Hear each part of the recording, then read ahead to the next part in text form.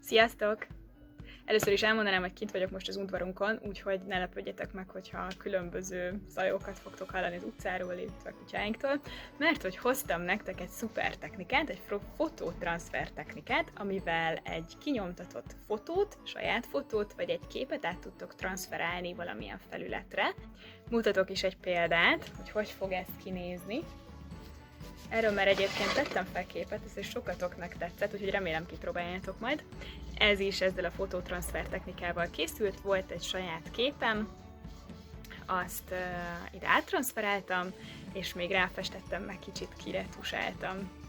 Úgyhogy szerintem ez nagyon szuper, hogy a saját fotóitokat még személyesebbé tudjátok tenni ezzel a technikával tulajdonképpen. Na, amihez kelleni fog, az valamilyen felület, amire transferálunk. Én ugye ilyen fa lemezt választottam.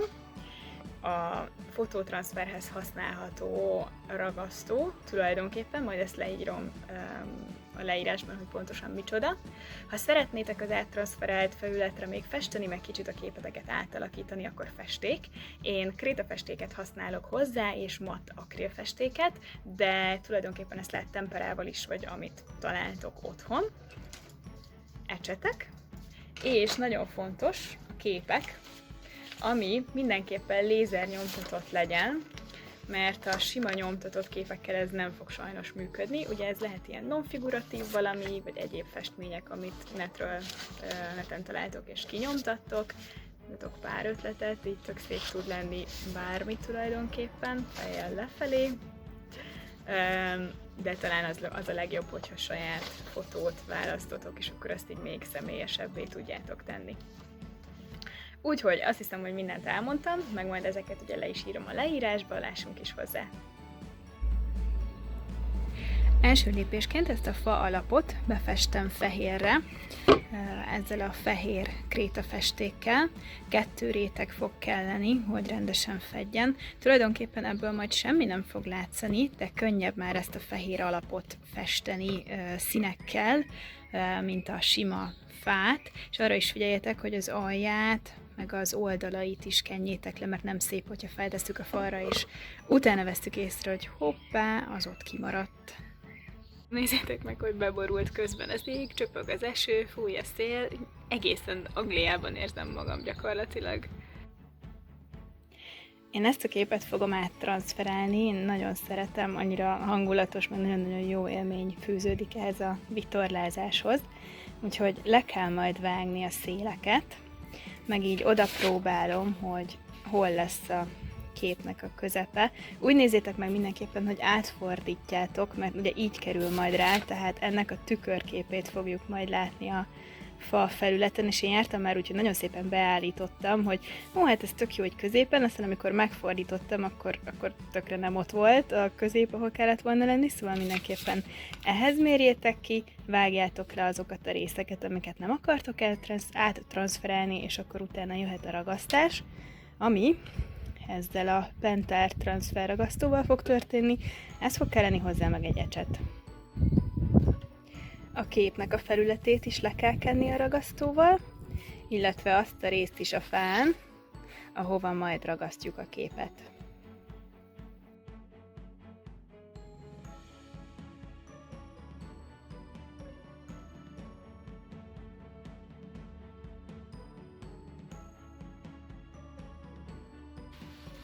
Én ezt nem hiszem el, megint előrett az eső. És nem is értem, hogy honnan esik, mert még csak, de ott kicsit borús. Hát akkor beköltözöm. Most pedig jöhet az, hogy a képet is lekenem ragasztóval. Azért jó vastagon, de ne kenjetek túl sokat, nehogy leszedje a pigmenteket. És akkor a kép után jöhet a fa felületnek is a lekenése, ezt is jó alaposan vastagon, és siessetek vele, mert egész gyorsan szárad a ragasztó.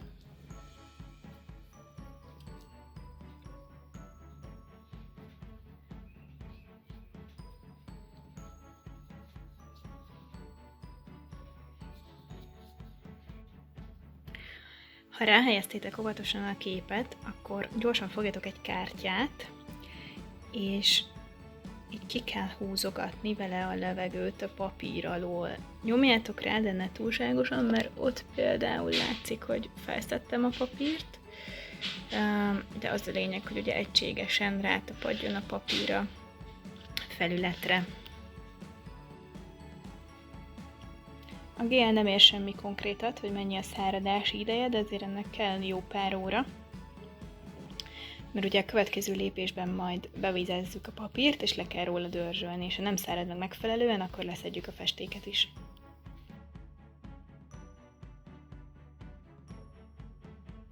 Most már megszáradt a ragasztó, tehát a következő lépés az lesz, hogy ezt a papírréteget le kell róla dörzsölni. Ehhez be kell ezt a részt vizezni, és vagy kézzel, vagy valami rongyal, így el kell kezdeni dörzsölgetni, és hát ez egy lassabb folyamat, de szépen le lehet róla szedni a papírt, és akkor alatta már látszódni fog a kép.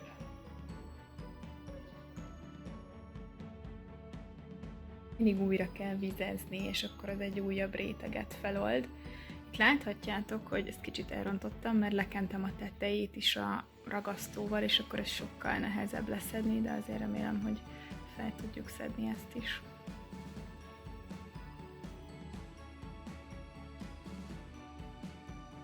Most azt következik, hogy kiegészítem ezeket a fehér részeket, meg hát bocsánat, de valószínűleg őt ott kiretusálom, és valószínűleg festek hozzá vitorlát, mint hogyha ez ki lenne nyitva, és majd ezeket a matt akril festékeket és kréta festéket fogok használni hozzá. És kijöttem egyébként az erkélyemre, ez nagyon szuper hangulatos ez itt, nézzétek meg, milyen nagyon jó itt a kilátásom. Úgyhogy egy élmény lesz itt festeni, és még ha el is kezd esni az eső, ez itt nem probléma, mert fölülről védett vagyok. Remélem annyira nem fog esni, hogy bevágjon.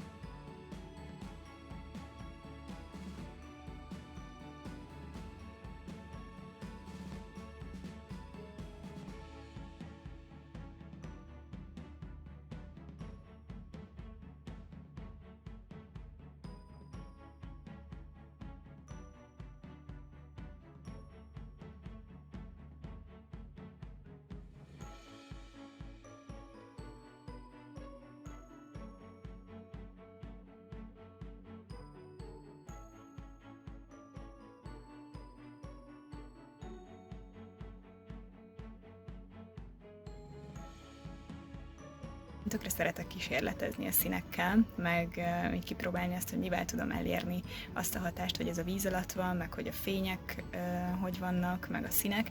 Még nem tökéletes azért, de én szeretek ezzel jó sok időt elszöszölni. Szóval, ha szeretitek, akkor próbáljátok ki, ha nem, akkor meg ugye simán elég az, hogy csak az alját meg a tetejét kiegészítitek.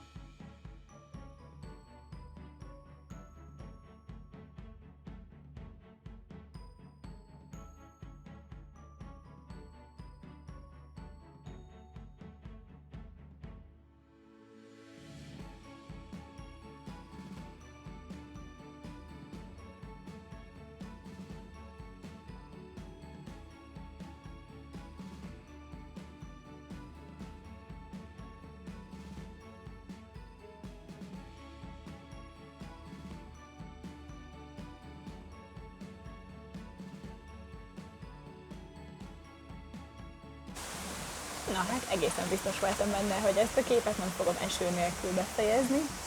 Nyilván rákezdett. És most már én is ázok, úgyhogy kicsit beljebb kell vonulnom. De igazából még így is elég hangulatos. Így áll most a helyzet, amúgy.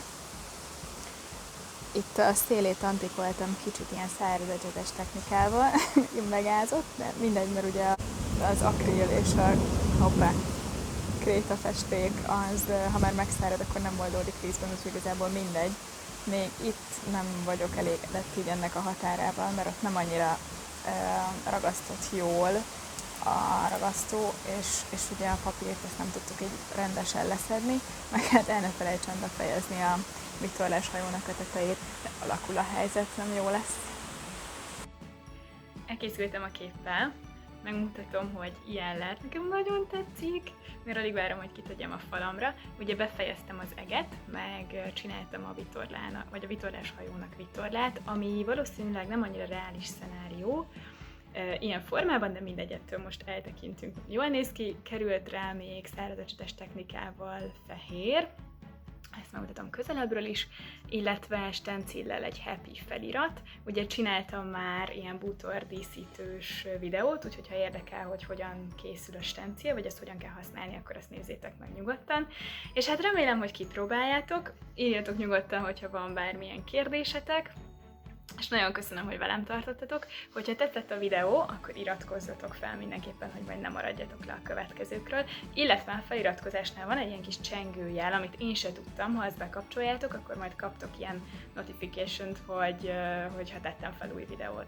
Úgyhogy köszönöm még egyszer, hogy velem tartottatok, és remélem, hogy találkozunk legközelebb is. Sziasztok!